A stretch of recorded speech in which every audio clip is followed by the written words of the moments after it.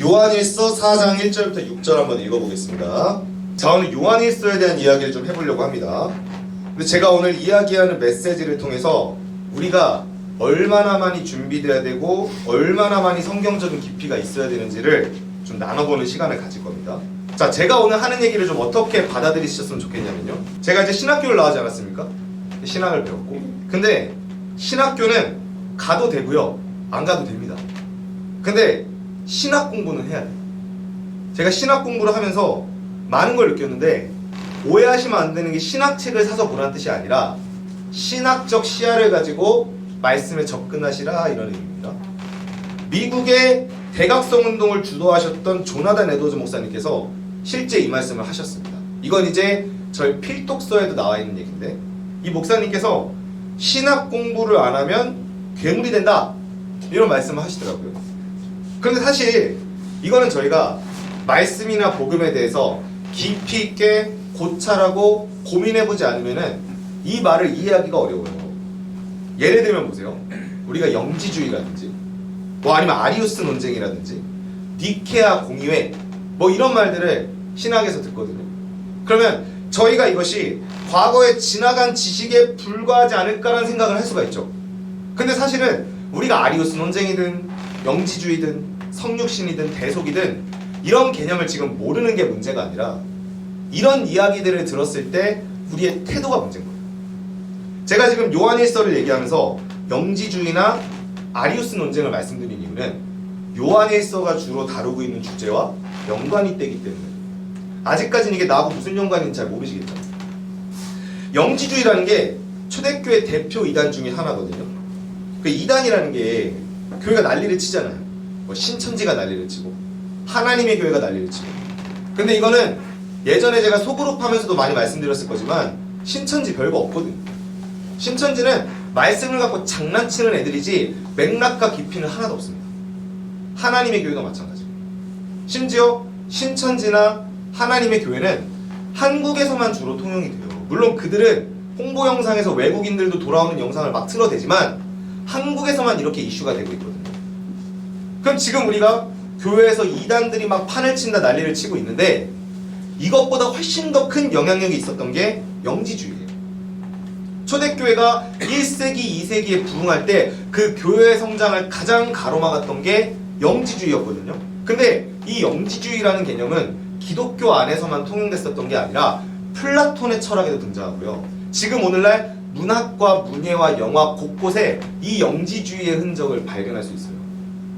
그러니까 이 영지주의라는 이단 사상은 신천지나 하나님의 교회와 같은 그런 뿌리도 없는 이단과는 달리 훨씬 더 철학적으로 곳곳에 파고 들어가 있는 이단이란 말이죠. 그런데 이 요한일서가 당시의 영지주의 때문에 복음이 미혹되고 왜곡되는 걸 지적하고 있단 말이에요. 그럼 저희가 영지주의가 무엇인가에 대해서 공부를 해봐야 되잖아요. 그리고 이후에 가게 되면 여러분, 이 영지주의의 핵심 중에 하나가 예수님이 육신으로 오셨는가의 여부를 따지는 거거든요. 왜냐면 좀 이따가 설명을 드리겠지만 영지주의는 영과 육의 이원론에 기반을 하고 있단 말이에요. 그러면 이 영육의 이원론에 기반해서 이원론이라는 것은 한쪽은 선하고 한쪽은 악하다라는 것을 전제하고 있어요. 그래서 영지주의자들은 육신과 물질에 대해서 저속하다고 말하고, 따라서 신령한 예수 그리스도께서 영으로 임하시지 육신으로 임할 수 없다라고 말을 해요. 근데 반대편에서 예수님은 신성이 없고 인성으로만 임하셨다라고 말하는 사람들이 아리우스였고 아리우스학파예요. 제가 오늘 메시지에서 이걸 설명드리지 않을 겁니다. 중요한 건 여러분이 이쯤 되면 궁금해서 찾아보셔야 한다는 이야기입니다. 다른 거 할 시간은 많은데 영지주의가 뭔지, 아리우스가 뭔지, 성육신이 뭔지, 당시에 단성론은 뭐고, 영지주의가 말하는 가연설은 뭔지, 우리 이런 거 하나도 모르잖아요. 지금 교회가 그래서 얕아지고 피상적이 되었고 그나마 열정만 남아있는 교회가 된 곳이 굉장히 많습니다. 제가 이제 요한일서를 얘기하면서 왜 영지주의나 아리우스 논쟁을 얘기했냐면 요한일서가 이것과 굉장히 깊은 연관을 맺고 있어요. 자, 우리가 요한일서를 사랑의 서신서라고 표현하지 않습니까? 그래서 요한일서를 읽을 때마다 사랑을 행해야 된다, 이게 이제 우리가 알고 있는 교훈이에요. 주로 이제 이런 말씀들이 있죠. 첫 번째 말씀만 좀 읽어보겠습니다. 시작. 그의 형제를 사랑하는 자는 빛 가운데 거하며 자기 속에 거리낌이 없으나. 그러니까 이런 말씀들이 계속 요한일서에 나오면서 우리로 하여금 도식화를 시켜버립니다. 요한일서는 사랑이다. 형제 사랑. 그러면 우리가 만약에 요한일서를 이해했다라고 얘기한다면 형제를 사랑하는 삶을 깨닫는 순간 이해했다라고 생각하겠죠. 옛날에 실제로 제가 제 친구에게 성경 공부를 해야 된다라고 얘기했더니 이 친구가 교회를 나름 좀 오래 다녔던 친구였거든요. 이 친구가 좀 뭐라고 했느냐, 결국에 주님의 뜻을 따라 사랑하고 살면 되는 거 아니냐, 뭘 굳이 성경을 공부하느냐, 이런 얘기를 했어요. 그리고 이렇게 반응하는 분들이 많죠. 그러니까 요한일서가 사랑이란 핵심 주제를 다루고 있으니까 만약에 우리가 사랑을 행하고 사랑의 중요성을 알고 있다면 뭐하러 굳이 요한일서를 봅니까? 사랑을 행하면 되는 거죠. 근데 만약에 하나님께서 우리에게 사랑을 행하라는 단편적인 명제를 제시하기 위해서 단순히 요한일서를 쓰셨다라고 생각을 해볼게요. 여러분, 그러면 단순히 하나님께서 그 요한일서를 통해 그냥 사랑을 행하라는 단편적 이야기만 하려고 그 긴 이야기를 쓰셨을까요? 나아가서 성경에 1189장의 긴 메시지가 있는데 하나님이 그냥 예배 열심히 드리고 신앙생활 열심히 하고 사랑 열심히 하고 그렇게 하나님을 잘 믿으면 돼, 이런 단순한 메시지를 하려고 그 긴 성경을 쓰셨겠냐라는 거예요. 이건 마치 뭐랑 비슷하냐면 여러분들이 배우자나 친구나 가족들에게 원하는 걸 얘기할 때가 있죠. 사업 설명회를 할 수도 있고 친구에게 내가 원하는 것들을 제안할 수도 있고. 그런데 그 과정에서 내가 설명하고 싶은 게 많아요. 난 이것도 원하고 이것도 원하고 이것도 원한다. 근거는 이러한 역사적 배경이 있고 이러이러하고 저러저러 하기 때문에 이걸 원한다 얘기하려고 하는데 갑자기 상대가 말을 딱 자르고, 알았어, 그러니까 잘해보자는 뜻이지 뭘 그걸 길게 설명하냐. 만약 상대가 이러면 기분이 어떠시겠어요? 정말 기분 나쁘죠. 긴 이야기는 반복되는 잔소리가 아닌 이상 긴 이야기인 이유가 있단 말이죠. 저희가 귀찮고 바쁘면 그 이야기의 배경과 맥락을 자꾸 안 들으려고 해요. 그러니까 상대를 함부로 판단하고 우리가 해보지도 않은 것들을 함부로 판단하고 단정짓고 시도도 안 하고 서치도 안 해보는 거죠. 그게 지금 시대의 비극이고 교회가 지금 그러한 패턴을 다 합습하고 있습니다. 우리가 세상을 창조하고 세상을 심판의 권세를 가지신 그분이 그 길게 말씀을 쓰셨으면 최소한 그분에 대한 경외함의 마음을 갖고 있다면 이거 제대로 연구해봐야 되지 않겠습니까? 근데 우리가 얼마나 대단한 영성과 지식이 있길래 그 성경의 내용을 쉽게 단정짓고 넘어갑니까? 사랑하는 자들아, 영들을 다 믿지 말고 영들이 하나님께 속하였나 분별하라, 그런 말을 합니다. 일단 여기서 중요한 건 분별은 뭐가 선하고 악한지를 따지는 거잖아요. 근데 이 분별의 메시지가 분별의 특수한 은사를 가진 사람들에게만 하는 말이 아니라 모든 교인들에게 하는 말이에요. 뭔가 우리가 손을 딱 떼보고 찌릿하면 나쁜 놈, 은혜가 임하면 착한 놈, 이런 게 아니라 그 사람이 정말 선한지 악한지를 따져보고 분별하라는 얘기니까 결국 이거 모든 그리스도인들에게 분별의 능력을 요구하고 있잖아요. 그 사랑의 사도인 요한. 그러면서 이 4장에서 뒤에 보게 되면은 이 분별의 기준으로 제시하는 게 두 가지가 나옵니다. 첫 번째 뭡니까? 예수 그리스도가 육신으로 임했는가. 이게 첫 번째예요. 두 번째 뭡니까? 예수를 시인합니다. 여기는 좀 단순하게 설명했는데 조금 더 구체적으로는 예수가 그리스도임을 시인한다. 이게 요한서신 전체에 나와 있는 두 번째 핵심입니다. 네모 박스로 정리해보면 예수 그리스도의 성육신 첫 번째, 두 번째 예수가 그리스도이신가. 예수가 그리스도이신가에 대해서는 제가 오늘 핵심 주제로 삼지 않습니다. 자, 오늘의 핵심은 예수가 성육신 하셨는가, 요거에 대한 이야기. 성육신 중요한가요? 성육신이 여러분의 인생에 특별한 영향이 있습니까? 제가 저 스스로에게 했던 질문으로 바꿔볼게요. 10년 전 저한테 돌아가서 예수님이 성육신 안 하셨다고 해서 예수님 안 믿으셨을까요? 딱히? 저는 예수님이 인간으로 오시지 않았다고 해도 예수님을 믿고 예수님을 섬겼을 것 같아요. 그러니까 한편으로는 예수님이 성육신을 하셨다는 게 중요한가? 이런 생각이 드는 거죠. 이상한 놈이죠. 계속 그런 거 생각하는 거예요. 예수님이 인간으로 굳이? 예수님이 신령한 존재로 와서 뭔가 바다도 가르고 멋지게 뿅 하고 주문도 외우고 이래야 예수님이 신으로서의 카리스마 있지 않나? 이런 생각 혼자 해보는 거예요. 자, 요한서신이 계속 얘기하는 가치관은 요한 2서에도 나옵니다. 예수 그리스도께서 육체로 오심을 부인. 여기서 요한 2서도 사도 요한이 말합니다. 그가 미혹하는 자인지 아닌지를 구분하는 기준이 어디 있다? 예수 그리스도의 성육신을 인정하는가의 여부에 있다. 그럼 아까 드렸던 질문, 성육신이 중요한가? 그리고 예수가 이 땅에 인간으로 오셨다는 게 우리 기독교인의 삶과 교리에 그렇게 중요합니다. 자, 여러분 이 질문을 대답하셔야 되는 게 뭐냐면 이 사람들이 여러분에게 물어볼 겁니다. 영지주의자들은 말씀드린 것처럼 그노스티시즘이라고 하는데 그 당시에 영육의 이원론에 기반해서 영과 육을 철저히 나누고 육신과 물질적인 것들은 더럽다라고 말했던 사람. 그럼 그들이 철학적인 사조, 플라톤의 사상 이런 걸 들이대면서 여러분에게 봐라. 그러니까 물질과 육신이라는 것은 더럽고 신뢰할 수 없기 때문에 예수님이 육신으로 오셨다는 건 철학적으로 맞지 않다. 만약 이렇게 얘기한다. 여러분들 거기서 어떻게 반응하시겠어요? 제가 최근에 이스라엘 선교사님과 오랜만에 텔레를 했는데 근데 그 이스라엘 선교사님은 저희하고 거의 가족 같은 분이에요. 힘들 때마다 계속 나누고 연락하고 사역 얘기 주고받고 가끔 저희를 꼬시기도 하고 빨리 오라고. 못 가죠? 뭐 묵상은 갈 수 있겠지만 그분이 무슨 얘기를 하시냐면 이스라엘에 실제로 영혼들을 대상으로 말씀 전하고 복음 전하고 제자 사역하는 사람들이 생각보다 별로 없대요. 첫 번째로 거기에 놀랐고 두 번째는 이 이스라엘 사람들에게 대충 예수 믿으세요, 복음이 사랑이에요, 교회 오면 좋아요 절대 안 통합니다. 왜냐하면 이스라엘 사람들은 진짜로 똑똑해요. 정말 지성적이에요. 얼마나 똑똑하냐면 이스라엘 서점에 가면 모든 종교 서적이 다 꽂혀 있대요. 신약만 빼고. 안타깝죠? 신약만 빼고 이슬람, 힌두교 모든 서적이 다 꽂혀 있다는 건데 이게 무슨 사조를 반영하냐면 이스라엘 사람들은 그만큼 모든 거에다 열려 있다는 거예요. 그러니까 그 지식이 넘쳐나고 모든 거에 열려있는 이스라엘 백성들에게 가서 예수는 사랑이야 라고 백날 주장해봤자 안 된다는 거죠. 그들이 뭐라고 얘기하겠어요? 왜?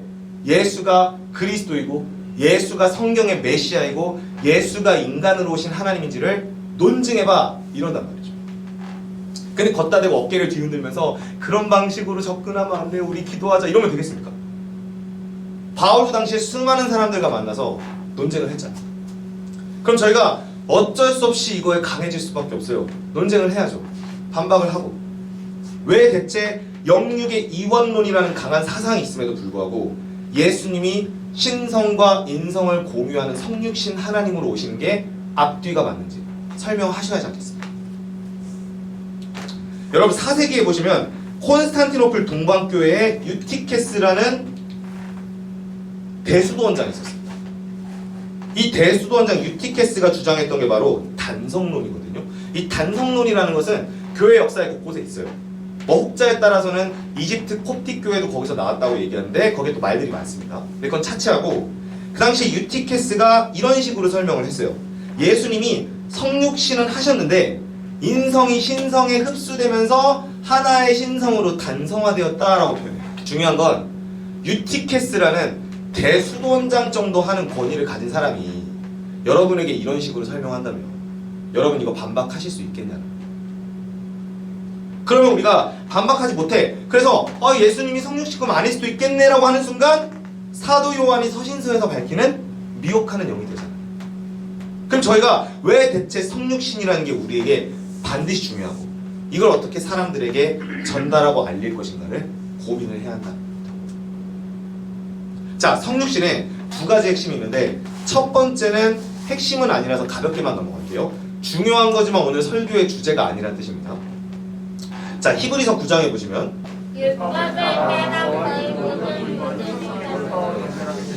피음이 없은즉 사함이 없느니라. 아멘. 히브리서가 후반부로 갈수록 구약의 제사 원리를 설명하면서 복음을 논증하고 있죠. 이거 다 묵상해보셨죠?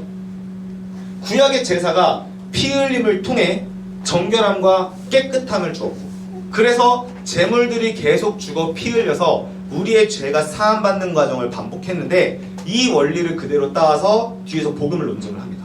그게 이제 대속이라는 거예요. 원래는 내가 피 흘려 죽었어야 했는데 누군가가 나를 대신해서 속량을 받았다는 얘기죠. 자, 뒤에서 이렇게 설명하는데 읽어보겠습니다. 시작! 이와 같이 그리스도도 많은 사람의 죄를 담당하시려고 단번에 들이심 받으셨고, 구원에 이르게 하기 위하여 죄와 상관없이 자기를 바라는 자들에게 두 번째 나타나시리라. 아멘. 여기서 우리가 죄사함을 위해서 제물의 피를 계속 흘렸던 것을 예수님이 단번에 흘리셔서 그 예수님의 피 흘리심으로 정결해지고 의로워질 길을 얻었다라는 게 복음의 원리란 말이죠. 그럼 여기서 저희가 생각을 해야 돼요. 여기에는 레위기나 구약 제사에 대한 배경지식도 있어야 돼요. 왜?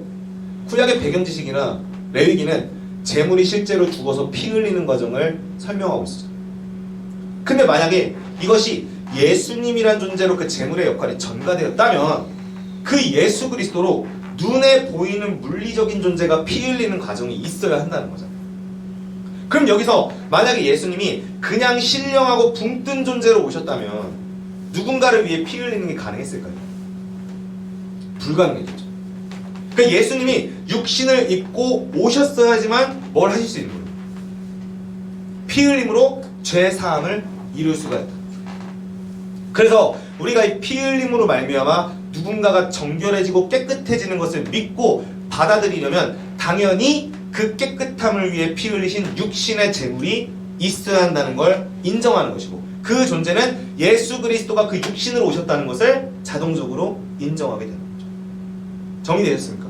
여러분이 성육신의 이유에 대해서 첫 번째로 이거 설명할 수 있으셔야 해요. 여러분이. 제가 대표로 설명하는 게 아닙니다. 여러분이 하셔야 됩니다. 이게 첫 번째고요. 오늘의 핵심 두 번째로 가보겠습니다. 자, 요한일서가 계속 사랑을 행하라고 얘기하잖아요. 그죠? 근데 그 사랑을 행하라는 얘기를 1장부터 3장까지 쭉 합니다. 그러다가 갑자기 4장에서 논지를 싹 바꾸죠. 뭐라고요? 성육신의 교리를 분별하라. 그럼 제가 질문을 드려볼게요. 1장 3장에서 사랑을 행하라라는 액션에 가까운 권면을 계속하고 있어요. 이거는 지성적이고 교리적인 영역이 아니죠. 행하라는 거잖아요. 그런데 4장에서 갑자기 지성적이고 교리적이고 논리적인 교훈을 들이댑니다. 그러면 여기에서 이렇게 행함과 관련 있는 교훈, 사랑, 그리고 성육신을 교리적으로 지성적으로 분별하라는 명령이 충동했을 때 이 두 명령은 상호 간의 연관과 인과관계를 갖는 걸까요? 아니면 그냥 1번 사랑, 2번 교리 이렇게 가는 걸까요? 연관이 있을까요? 네, 있을 것 같죠? 왜냐면 계속 교리 분별과 사랑을 교차적으로 요한서신이 계속 깔고 있기 때문에 별도의 이야기가 될 수가 없어요. 그러면 이 논리대로라면 우리가 성육신의 교리를 분별하고 아는 것이 뭐하고 연관이 있다는 거예요? 사랑을 행하는 것과 연관이 있다는 거예요. 이거는 비단 성경에 대한 이야기지만 여러분, 세상의 모든 일들은 행함에 이론적 근거를 요구합니다. 여러분이 그 사람이 진짠지 가짠지 사기꾼인지 아닌지를 분별하는 방법은 그 사람이 주장하고 요구하는 것에 학문적, 이론적 배경과 근거가 탄탄한가를 보십니다. 물론 그런 사람이 잘 없긴 해요. 그러니까 진짜가 많이 없겠죠. 어쨌든 중요한 건 우리가 사랑을 행하기 위해서도 뭐가 필요해요? 상호간에 깊이 있는 연관성이 있어요. 그 성육신이란 교리를 확신하고 알고 깨달으면은 그게 우리가 사랑을 행하는데 이론의 근거가 됩니다. 자, 왜 그러냐? 아니, 예수님이 그냥 눈에 보이지 않는 신령한 존재로 왔어도 그냥 사랑하라고 하면 사랑할 수도 있지.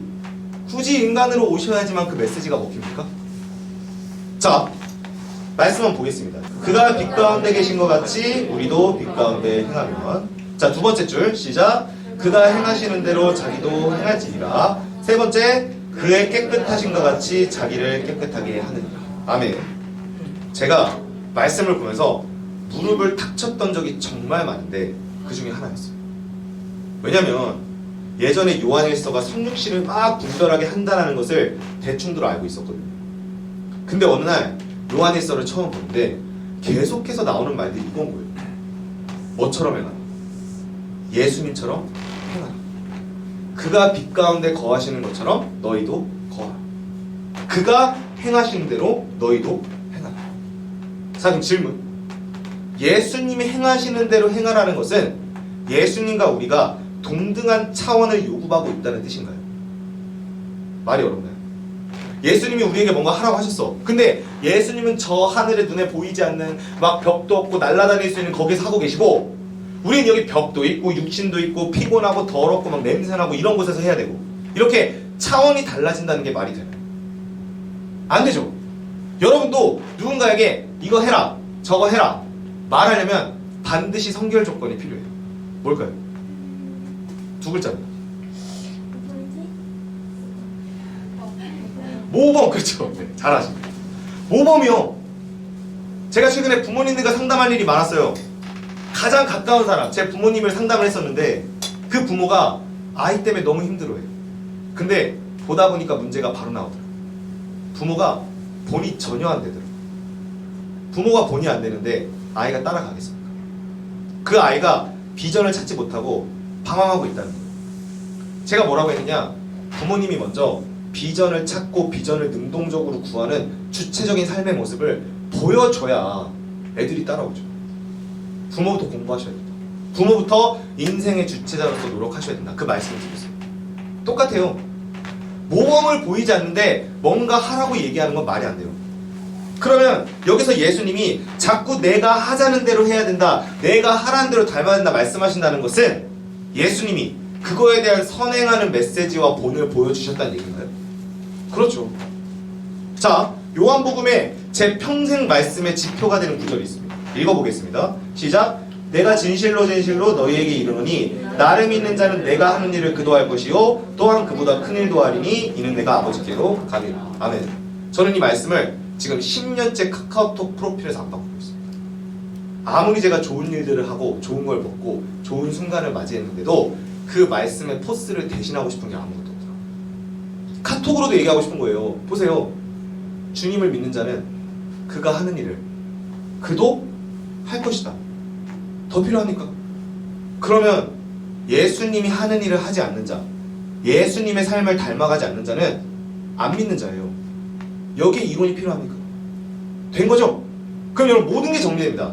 나 자신이 참된 신자인가 분별하는 법, 기도 몇 번 하는가, 교회 몇 번 가는가, 예배 몇 번 드리는가 다 필요 없습니다. 내가 주님이 하는 대로 그대로 따라하고 있는가. 예스면 신자, 노면 신자 아닙니다. 간단하죠. 여러분이 만나는 제자들, 교회 동역자들 가끔 시험 들죠. 어떻게 예수 믿는 사람이 저러지? 어떻게 교회 다닌 사람이 저러지? 간단합니다. 그가 예수님이 사는 대로 닮아가지 않는다. 그럼 뭐라고요?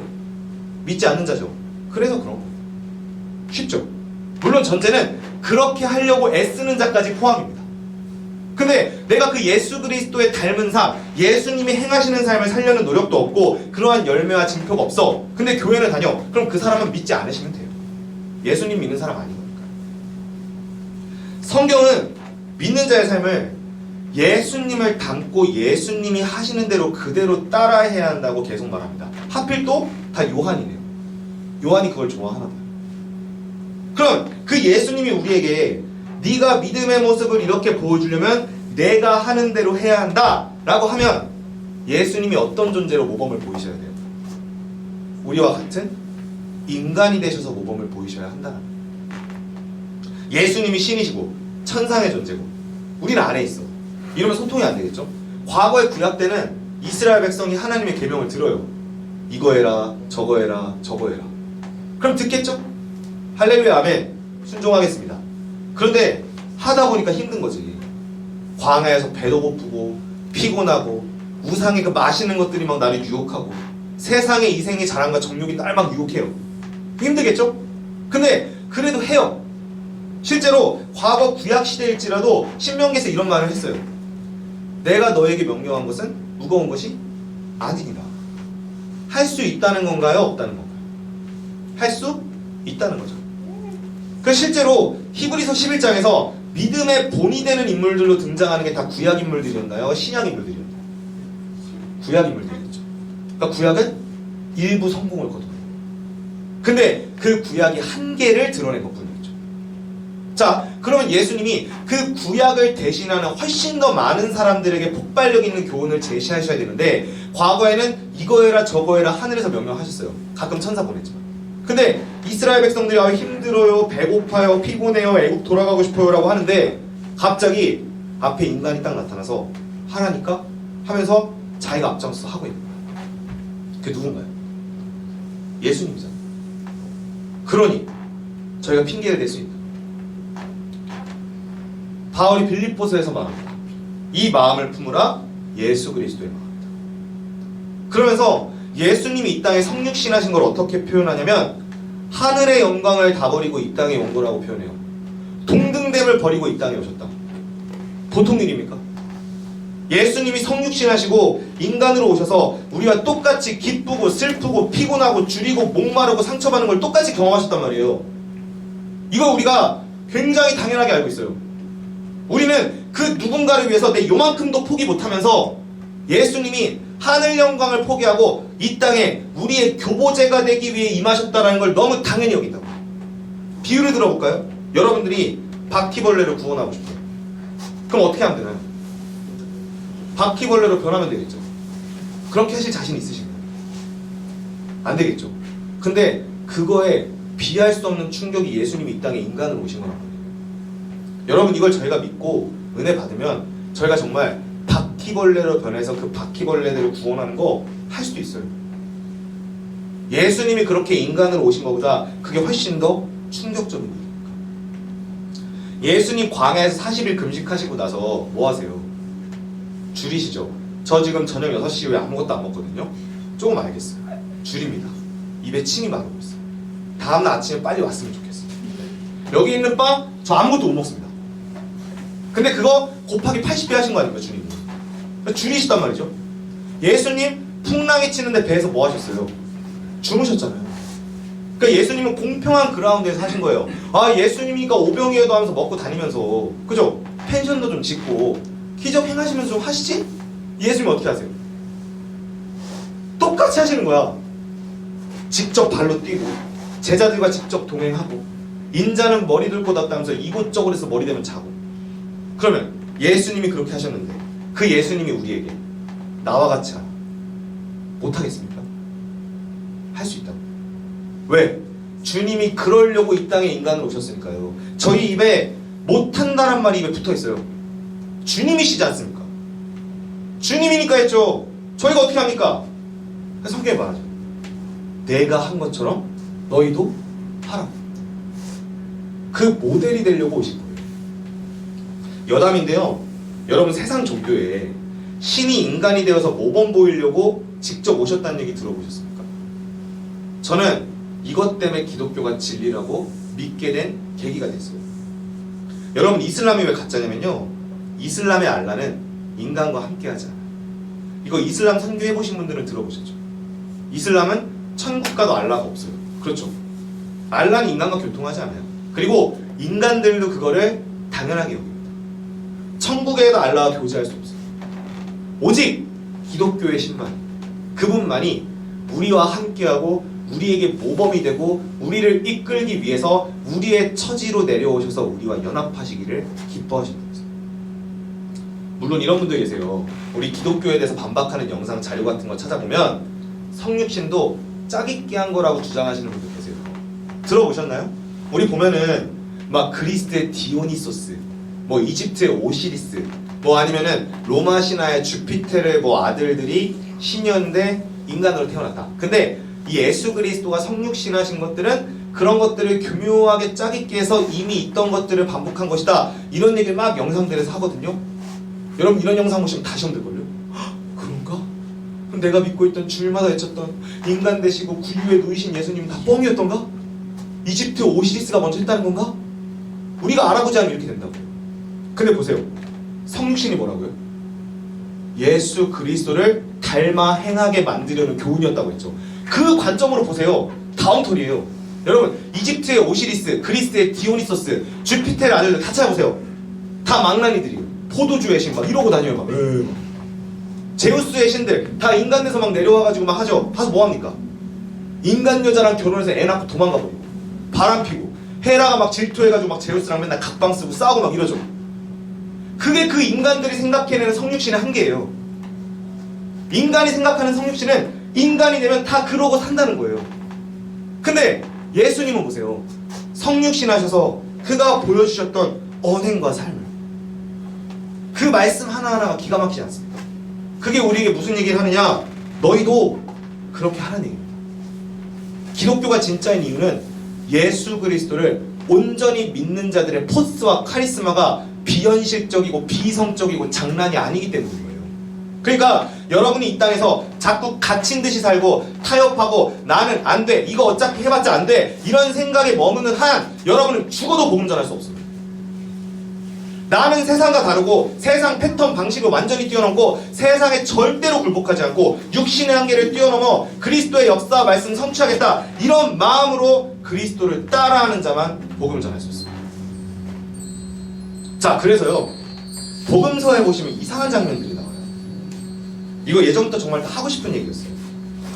자, 예수님이 복음서에 보면 자신의 정체성을 설명하시잖아요.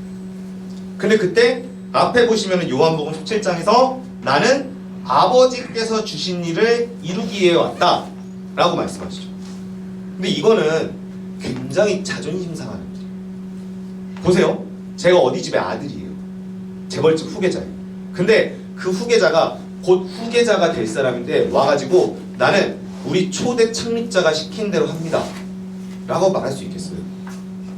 어려운 일이란 말이에요. 근데 하물며 예수 그리스도를 성자 하나님이라고 칭하잖아요. 그 성자 하나님이 와서 기껏 한단 말이 뭐예요? 나는 누가 시킨 대로만 한다? 아버지가 시킨 대로만 한다. 지금 무슨 흐름인지 이해 가시는 거죠? 반응이 너무 없으셔가지고 안 하셔도 됩니다. 아버지가 시킨 대로만 한다. 이게 얼마나 가오상하는 일입니까? 그쵸? 자, 예수님께서 계속 아버지에게 종속적인 모습을 보여주는데 이걸 신학적으로 기능론적 종속성이라고 표현합니다. 몰라도 됩니다. 무슨 말인지 알겠죠? 예수 그리스도가 아버지께 속해 있다는 뜻이에요. 자, 근데 그 예수 그리스도가 마태복음 26장에서는 겟세마네 동산에서 기도를 하시죠. 근데 시작을 뭐라고 합니까? 조금 나아가서. 이거는 모든 목사님들 신학자에게 물어봐도 똑같이 얘기하는데 그 거리가 불과 얼마 안 됐다고 합니다. 예수님이 일부러 제자들과 얼마 떨어지지 않은 거리에서 기도하셨고 이후에 오셔서 너희가 나와 함께 뭐 할 수 없더냐, 깨어있을 수 없더냐라고 말씀하시죠. 두 가지가 주는 교훈이 뭐냐? 예수님이 지금 기도하는 것처럼 제자들에게도 뭐하게 바라셨다? 기도를 바라셨다는 거예요. 그러니까 예수님은 제자들도 깨어 기도할 수 있도록 자기가 아버지께 기도하는 모습을 일부러 지근거리에서 보여주신 거예요. 그대로 보고 따라하라고. 여러분 최고의 성교가 그겁니다. 내가 살아가는 모습을 옆에서 그대로 보여주는 거. 옛날에 형제수도 형님이 저한테 그러더라고요. 대체 여러분 인생에 강중부라는 게 어디 있습니까? 저한테. 아니 왜 간사님은 강중부의 인생이 없어요? 그럼 제가 뭐라고 하겠어요? 나는 죽었으니까. 그쵸? 그렇게 일부러 보여주는 거예요. 가까이서. 나는 나의 욕과 나의 사익을 위한 삶이 없어. 그게 그리스도이냐? 예수님 보여주신 거예요. 가까이서. 그러면 그 예수님이 가까이서 막 이렇게 보여주시면서 제자들이 배우겠죠? 예수님도 뭘 기도하시는구나. 나의 뜻이 아니고 누구의 뜻대로? 아버지의 뜻이 이루어지기를 구하고 계십니다. 여러분 이런 얘기를 하다 보면요, 무슨 설명도 되냐면 왜 삼위일체가 있는가에 대한 설명도 돼요. 여러분 그 생각 해보셨나요? 왜 굳이 삼위일체 하나님이어야 하는가? 여러분 삼위일체가 몰라서 그렇지 대외적으로 말이 굉장히 많습니다. 여러분 이슬람이 기독교를 본격적으로 공격하기 시작한 게 얼마 안 돼요. 아시죠? 코란에는 모르는 게 있으면 누구한테 물어보라고 그랬어요. 지난달에 우리 조찬환 성사님 기독교인에게 물어보라는 말을 했다고 하잖아요. 코란은 기독교인에 대한 존경심이 있었어요.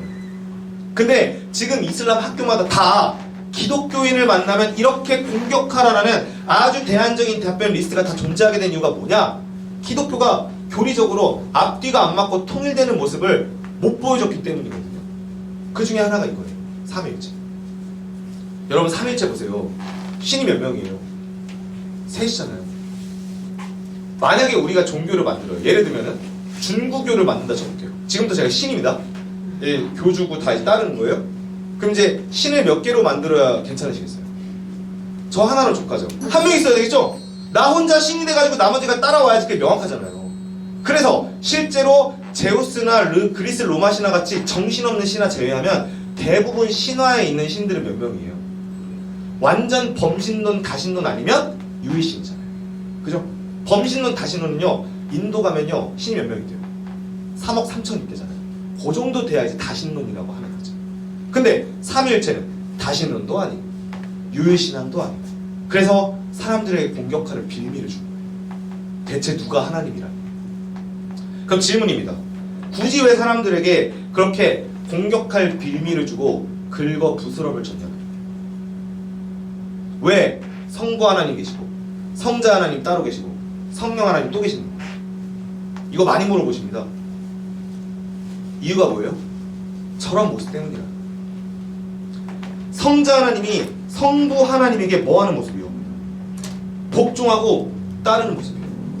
그리고 그 성부 하나님은 성자 하나님에게 미션을 내려주시고, 근데 그 성자 하나님이 아버지의 뜻을 따라 이 땅에서 제물 되시고 가르치고 제자 삼는 삶을 통해서 우리를 그리스도인 되게 하시고, 이후에 그 그리스도인의 삶을 살게 하는 후속타로 오신 성령 하나님의 연합을 통해 모든 이들이 그리스도를 온전히 따르는 자가 되게 하시려는 이 계획 안에서 삼위일체 하나님이라는 존재가 함께 역할을 하신다는 말이에요.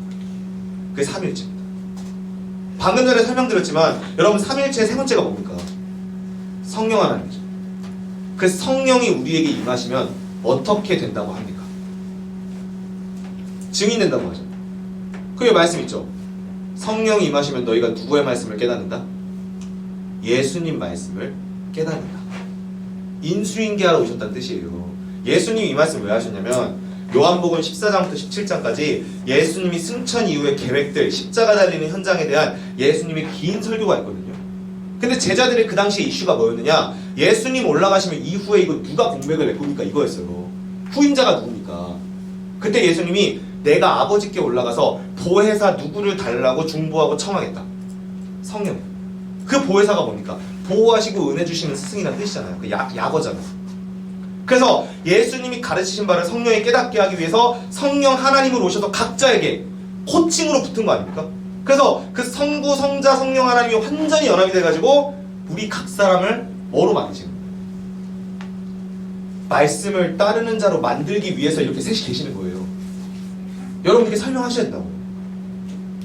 성부, 성자, 성령 하나님이 성경 구절 속에 다 같이 나오는 곳이 거의 없거든요. 그 중에 거의 몇 안 되는 하나 보여드릴게요. 누가복음이에요. 누가복음에서 예수님께서 성령으로 기뻐하시며 이르시되 누구에게? 천지의 주제이신 아버지여라고 칭하죠. 그러면 성부 어디 있어요? 저기 있죠. 성자 예수 그리스도님 기도하시는데 누구를 통해? 성령을 통해 기뻐하며 기도하시잖아요. 근데 이 성부, 성자, 성령 하나님이 하나로 연합해서 기뻐하시는 장면이 어떤 일이 있고 나서 있었던 일이게요? 70인의 제자가 전도하고 돌아와서 있었던 일이에요. 그러면 성부, 성자, 성령이 기뻐했다는 건 그 세 하나님이 목적했던 바를 이뤘다는 뜻이잖아요. 뭐요? 전도하는, 복음을 증거하는. 이거 하시니까 기뻐하십니다. 여러분, 그래서 삼위일체 하나님은요, 우리가 주를 따라 살아가는 온전한 삶을 만들어 가시기 위해서 존재하십니다. 성부 하나님은 그 전체 틀을 만드셨고요, 이후에 전체를 통치하고 주관하시고, 성자 하나님은 그 뜻에 받들어 이 땅에서 그것이 무엇인지를 삶으로 가르치고 보여주셨고, 이후에 십자가 제물로서 과거의 모든 죄와 더러움을 실제로 삭제해 주셨고요, 이후에 의로움과 담력을 얻어서 이 땅의 온전함으로 서게 된 자들이 계속해서 말씀의 순종에 열매 맺고 행하게 만들기 위해 그 다음에 오신 게 누구고요? 성령 하나님. 깔끔하죠? 여러분, 그렇게 설명할 수 있어요. 그게 삼위일체고 성육신. 자, 오늘 말씀을 통해서 정리를 하면요, 일단 교리적인 깊이, 우리가 말씀에서 깨달을 수 있는 거에 대한 명확한 정리가 어디에 영향을 미친다? 우리의 사랑을 행하는 삶에 영향을 미친다. 왜냐? 우리가 예수 그리스도가 이 땅에서 보여주고 가르치신 대로 행한다라는 그 성육신의 기준이 없잖아요. 우리가 사랑을요, 자기 마음대로 행합니다.